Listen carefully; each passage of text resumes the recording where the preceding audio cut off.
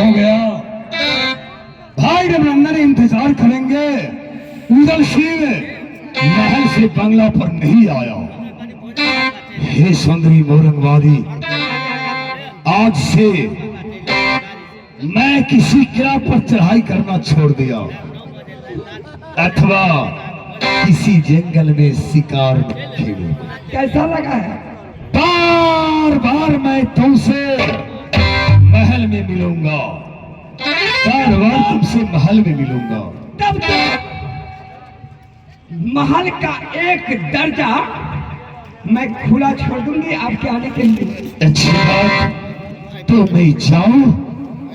मेरा इंतजार करेंगे मुझको? कहाँ जाइएगा? बंगला पे। मेरा दिल तो नहीं कह रहा है। प्राण प्यारी, मैं कहता हूँ ना, अब मैं पल भर तुम्हारे बिना नहीं जी पाऊंगा। क्या सच? तुम्हारे बिना मैं पल भर नहीं जी पाऊंगा। मैं बराबर तुमसे मुलाकात करूंगा महल में। हाँ ठीक है, तो मैं इंतजार करते होंगे। जाने दो मुझको, अवश्य मिलूंगा, अवश्य मिलूंगा, अवश्य मिलूंगा।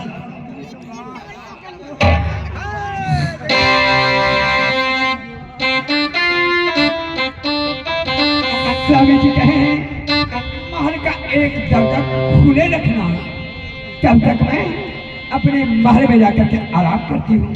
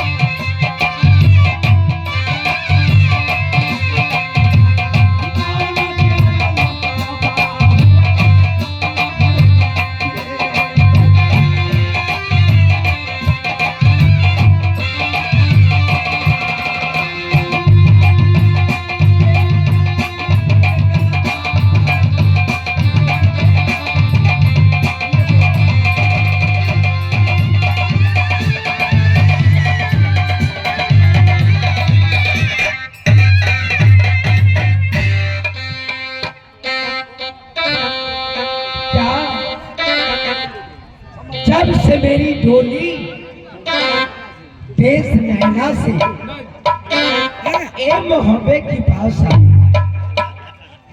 हमसे छोटी गोतनी सती भूला है, दोनों की रहना सहना एक साथ है।